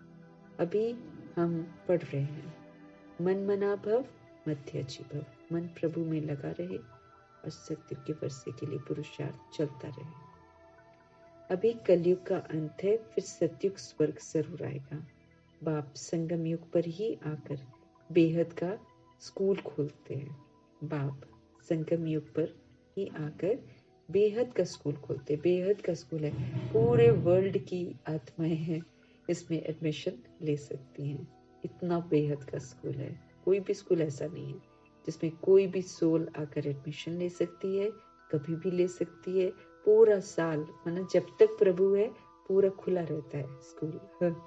एडमिशन कभी भी आकर करवा लो, कभी भी दाखिला ले सकते हैं। तो बाप संगम युग पर ही आकर बेहद का स्कूल खोलते हैं, जहाँ बेहद की पढ़ाई होती है, बेहद की बादशाही पाने के लिए। कोई छोटी मोटी बादशाही तो होती नहीं है ना। और सागर परमात्मा पढ़ाते हैं तो बेहद की पढ़ाई है, अनलिमिटेड है, बहुत कुछ है प्रभु की इस पढ़ाई में। तो जहाँ बेहद की पढ़ाई है, बेहद की बादशाही पाने के लिए, तुम जानते हो हम अभी नई दुनिया के मालिक बनेंगे। प्रभु कहते हैं बेहद की बादशाही पाने के, तुम जानते हो हम अभी नई दुनिया के मालिक बनेंगे। नई दुनिया को स्वर्ग कहा जाता है। खुमारी चढ़ती है ना, रूहानी नशा चढ़ता है। बरोबर पुरानी दुनिया के बाद है नई दुनिया। बच्चों को याद आता है, सभी बच्चों के दिल में है। स्वर्ग का मालिक बनाने के लिए उनको परमपिता परमात्मा पढ़ाते हैं। बच्चों को अगर ये याद रहे ना कि हमको भगवान पढ़ाते हैं, ऊंच से ऊंच सतयुग के राजा रानी बनते हैं। राजयोग द्वारा राजाई मिलती है, उसमें पवित्रता, सुख, शांति सब है। इस बाबा में अभी शिव बाबा पधारे हैं, वो है ऊंच से ऊंच। आत्मा अनुभव लेती जाती है। वहां जाएंगे तो वहां की बैठक ऊंची होगी। स्टूडेंट्स सभी की बैठक अपनी अपनी होगी। एक की जगह दूसरा नहीं बैठ सकता है, ऐसी बैठक फिक्स हो जाएगी। अभी हम फिक्स कर रहे हैं। तो प्रभु कहते हैं ऐसी बैठक फिक्स हो जाएगी ना, सबकी अपनी अपनी होगी। एक की जगह फिर दूसरा नहीं बैठ सकता। एक का पार्ट दो से मिल ही नहीं सकता। बाप ने समझाया है, आत्मा में रिकॉर्ड भरा हुआ है। ड्रामा के प्लान के अनुसार हमारा पुरुषार्थ जो है वो चल रहा है। कोई राजा कोई रानी बनेंगे। अंत में पुरुषार्थ की रिजल्ट निकलेगी, जो फिर माला बनेगी। ऊंच नंबर वाले को जरूर मालूम पड़ेगा। मरने की बात समझा जाता है ना, आत्मा जाकर कर्मा अनुसार दूसरा शरीर लेगी। बाप मरने की बात समझा जाता है कि आत्मा जाकर कर्मों के अनुसार दूसरा शरीर लेगी। अच्छे कर्म वालों को अच्छा जन्म मिलेगा योग बल से। पुरुषार्थ नहीं करते हैं तो कम मर्तबा पाएंगे। ऐसे ऐसे विचार करने से फिर खुशी होगी। जो जैसा महारथी होगा उनकी ऐसी महिमा होगी। सभी की मुरली भी एक जैसी नहीं चलती है, हर एक की मुरली भी अलग अलग है। ये बना बनाया खेल है ना। अभी बच्चों का कर्मों पर ध्यान है। जो प्रभु के बच्चे हैं उनका कर्मों पर ध्यान है। बाप या माँ जैसे करेंगे, बच्चे सीखेंगे।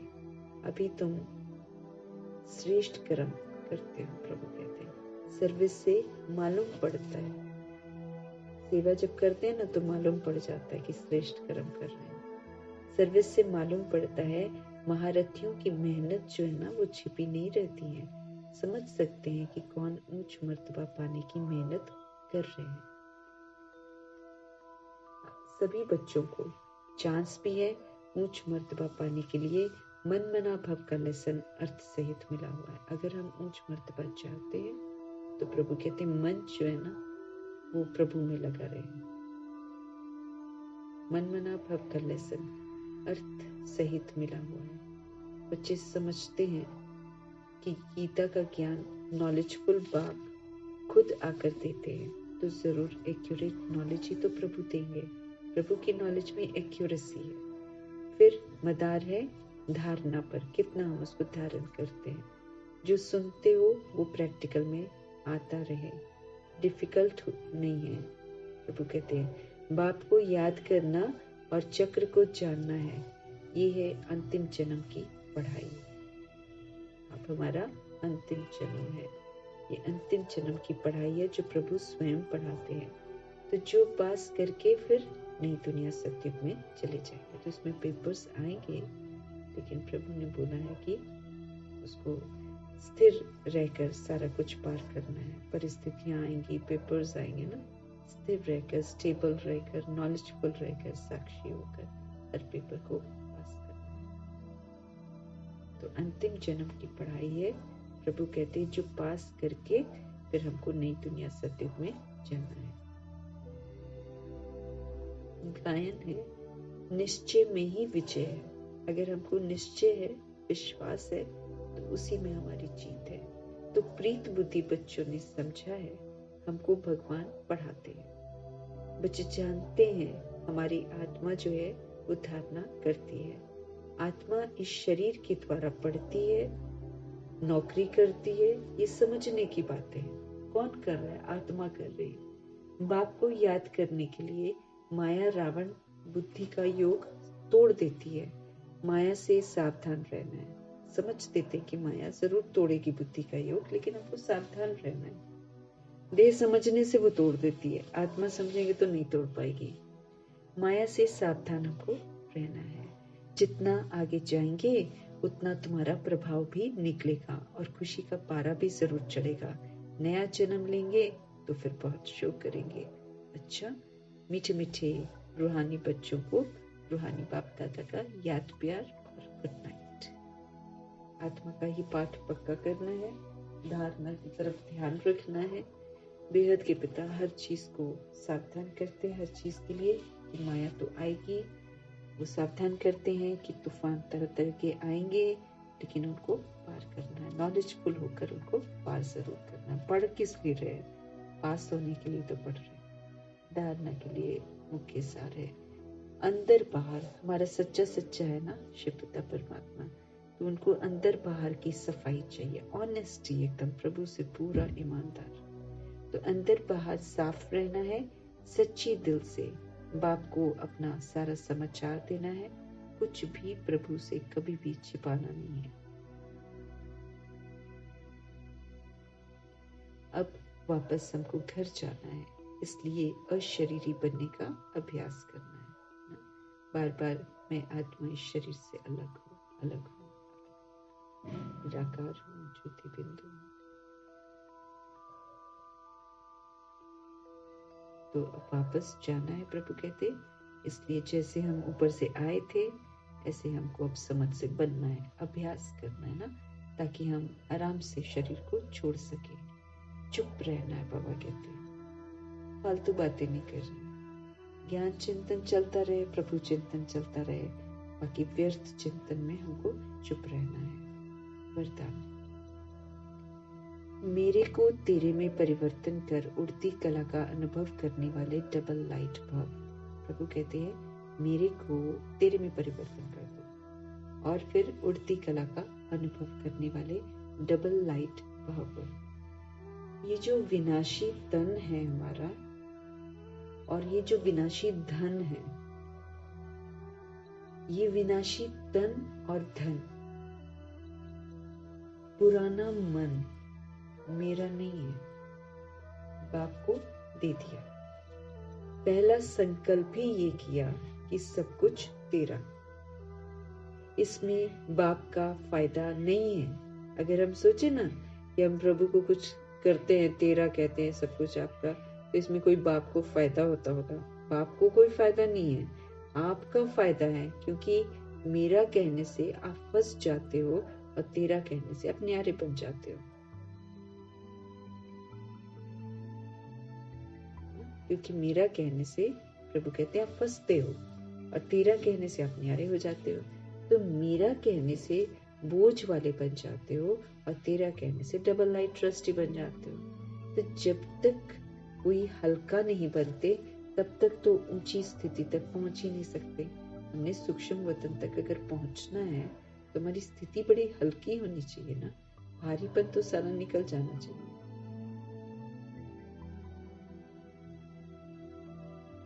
ट्रस्टी बन जाते। तो जब तक कोई हल्का नहीं बनते हैं ना, तब तक ऊंची स्थिति तक नहीं पहुंच सकते हैं। हल्का रहने वाले ही उड़ती कला के द्वारा आनंद की अनुभूति करते हैं। हल्का रहने में ही मजा है, प्रभु कहते हैं। बोझिल क्यों रहना? जब प्रभु आ गए हैं बोझ को हल्का करने के लिए, तो फिर हल्का कर लेना चाहिए ना। तो प्रभु समझ दे रहे हैं कि विनाशी तन और धन, पुराना मन, क्या कहना है? मेरा नहीं है। ये बाप को दे दिया। पहला संकल्प ही ये किया कि प्रभु सब कुछ दे रहा है। इसमें बाप का फायदा नहीं, आपका फायदा है, क्योंकि मेरा कहने से फंस जाते हैं और तेरा कहने से न्यारे हो जाते हैं। मेरा कहने से बोझ वाले बन जाते हैं और तेरा कहने से डबल लाइट बन जाते हैं, ट्रस्टी बन जाते हैं। तो जब तक कोई हल्का नहीं बनते तब तक ऊंची स्थिति तक पहुंच नहीं सकते। जब तक कोई हल्का नहीं बनते तब तक प्रभु कहते ऊंची स्थिति तक पहुंच नहीं सकते हैं। हल्का रहने वाले ही उड़ती कला द्वारा आनंद की अनुभूति करते हैं।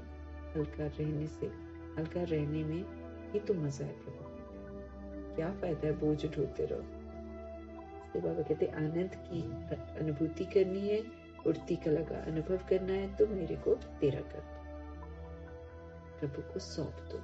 स्लोगन है, शक्तिशाली आत्मा वो है जिस पर कोई भी व्यक्ति, कोई भी प्रकृति अपना प्रभाव डाल ना सके। किसी के भी अच्छे कर्म, बुरे कर्म अपना प्रभाव डाल ना सके। जैसे प्रजापिता ब्रह्मा पर, वो सदा अपनी स्वस्थिति में स्थित रहे, पिलर बनकर रहे। कोई कुछ भी बैठ दे वो अच्छा ही देते रहे, कोई विघन रूप बने उसको ब्लेसिंग्स ही देते थे। इतने अडिग थे। तो शक्तिशाली आत्मा जो होती है, शक्तिशाली आत्मा उसको प्रभु कहते हैं। पावरफुल सोल वो है जिस पर किसी भी व्यक्ति का, जिस पर किसी भी प्रकृति के तत्व का प्रभाव न पड़े, कोई डाल ही न सके। व्यक्ति तो आएंगे, उल्टा सीधा सब करेंगे, प्रकृति भी आएगी, उल्टा सीधा करेगी, लेकिन उसका इफेक्ट ना आए, उस सोल को प्रभु कहते हैं शक्तिशाली आत्मा, जो सत्यता के दैवी गुणों को, सत्यता के दैवी गुण बाबा कहते हैं उसको धारण करना है। तो जब हम उसको धारण कर लेते हैं, फिर उसको पिलर की तरह, बाबा कहते हैं स्तंभ की तरह धारण कर। Powerful soul. हम समझते हैं कभी कभी कि सहन करना मुश्किल है, लेकिन प्रभु कहते हैं सहन करना ही तुम्हारी ताकत है। प्रभु कहते हैं क्रोध नहीं करना ताकत है। जो भी कमी कमजोरियां हम यूज करते हैं, अब प्रभु उसको यूज करना बंद करवाते हैं ना, तो उसको बंद करना शक्तिशाली बनना है। बुराइयों को जब हम यूज नहीं करते हैं तो शक्तिशाली बनते हैं। तो समझ मिल रही है कि किसी के भी अच्छे बुरे कर्मा के प्रभाव से मुक्त रहने वाली आत्मा, उस पर असर ही न पड़े उस चीज का। आत्मा अपने स्वधर्म में टिककर स्वधर्म का सहयोग दे दे, तो वो पावरफुल सोल है। 10 जने बैड बोले जा रहे हैं, इधर से स्वस्थिति में स्थित होकर 10 को अच्छे बोल दो। यही तो शक्तिशाली आत्मा की निशानी है। पावरफुल सोल वो है जिस पर कोई भी व्यक्ति, जिस पर कोई भी प्रकृति अपना प्रभाव डाल न सके। ब्रह्मा बाप के कदम पर कदम में यही पॉइंट है ना, वो बड़े प्रभाव मुक्त रहे हैं। इतनी सुपर पर्सनालिटी है। आज उनके जो फरिश्ते की जो चेहरा है फरिश्ते का, अगर उसको देखते हैं तो बोलता है, वो बिन बोले वो बोल देता है, वो एहसास दिला देता है यहाँ गलत हो तुम। बात करते हैं ना, साइलेंस की पावर, इसलिए बाबा कहते हैं ना, विस्तार में मत जाओ, साइलेंस में इतनी शक्ति है कि तुम बिना बोले संदेश दे सकते हो। लेकिन पहले वो मेरे अंदर में जमा होनी चाहिए। जमा कैसे होती है? उल्टा कर रही है आत्मा, मैं स्थिर हूँ, उल्टा कर रही है आत्मा, मैं शांत हूँ। ऐसे अभ्यास करना, तो जो ऐसे कर लेता है शक्तिशाली आत्मा कहलाती है। तो ऐसे खूबसूरत से पिता परमात्मा का तहे दिल से धन्यवाद। सुप्रीम टीचर, सुप्रीम सतगुरु, क्या नहीं है वो, हर संबंध का जो ऑफर देते हैं ना, ऐसे परम पिता परमात्मा का तहे दिल से धन्यवाद। निष्काम होकर सारी सेवा करते हैं, तहे दिल से धन्यवाद। ब्रह्मा माँ का धन्यवाद, जगदम्बा माँ का धन्यवाद, दादियों का धन्यवाद, एडवांस पार्टी की सभी आत्माओं का धन्यवाद, पांचों तत्वों का धन्यवाद, पूरे यूनिवर्स का ही धन्यवाद, नवग्रहों का धन्यवाद, ड्रामा का धन्यवाद, प्रकृति का धन्यवाद, माया का धन्यवाद, यमदूतों का धन्यवाद,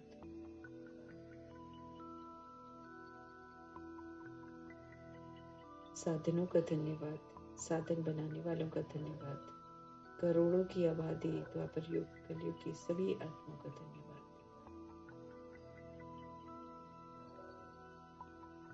अन्य आत्माएं जो हमारे मददगार बनती हैं, किसी भी विधि से मददगार बन रही हैं, उन सभी आत्माओं का तहे दिल से धन्यवाद। शरीर रूपी इंस्ट्रूमेंट का धन्यवाद, साथ में रहने वाली सभी आत्माओं का धन्यवाद, और आप सभी आत्माओं का धन्यवाद। ओम शांति।